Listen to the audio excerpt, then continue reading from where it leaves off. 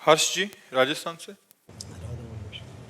श्री हरिवंश महाराज जी, महाराज जी आप कह रहे हैं कि श्री वंशी अली जी, आप स्वयं या बहुत सारे अन्य महापुरुषों ने कष्ट में भागवती के एवं निरंतर लक्ष्य पर केंद्रित रखते हुए ऐसी कठोर तपस्या या अविरल दिनचर्या किया, तो हम जैसे कैसे? ये जो है बाहरी बातें हैं।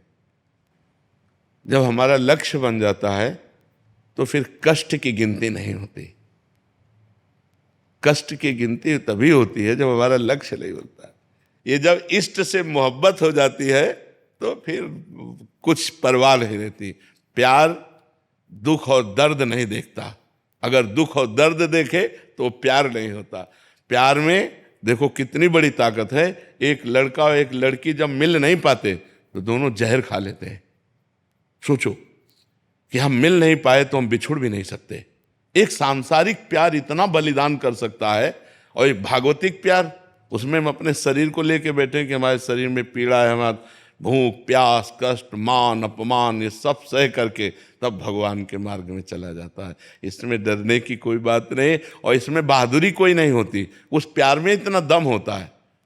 बोले मौज है, पक्की मौज है, मस्त मौज है, संसारिक कच्ची मौज है, परिवर्तनशील है।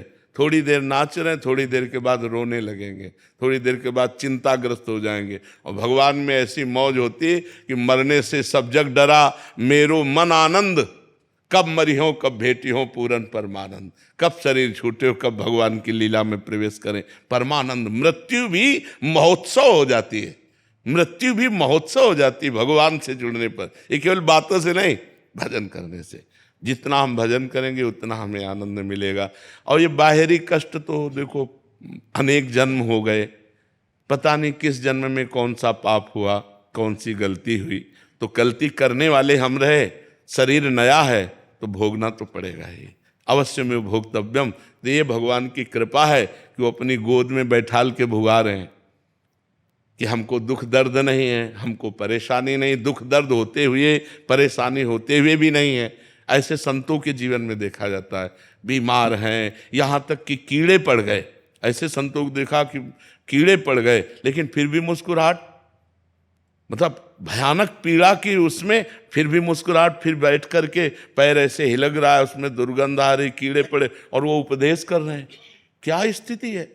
एक चींटी काटे तो हमारी पूरी चित्तवृत्ति उधर घसीट जाएगी, और पैर में पूरे कीड़े पड़े हुए हैं, सड़ रहा है, और फिर भी वो मस्त से उपदेश कर रहे हैं। मौज मस्ती ऐसी दिखाई दे रही मानो इनको कोई कष्ट ही नहीं। ये है भगवदानंद, ये है स्थिति। जब भगवान की स्थिति प्राप्त हो जाती है तो मौज ही मौज है, दसों दिशाएं आनंदमयी होती हैं। तो ये न सोचो, क्योंकि संतों का आखिरी जन्म होता है तो अनेक जन्मों के फिर हिसाब किताब उनके निपटाए जाते हैं, इसीलिए उन्हें बहुत कष्ट देखा जाता है, पर अंदर से बिल्कुल कष्ट नहीं होता। जब शुरुआत हुई कि अमुक संत को ऐसा, अमुक संत को ऐसा, तो हमें लगा कि मतलब इतना कष्ट कैसे सहा जा सकता है।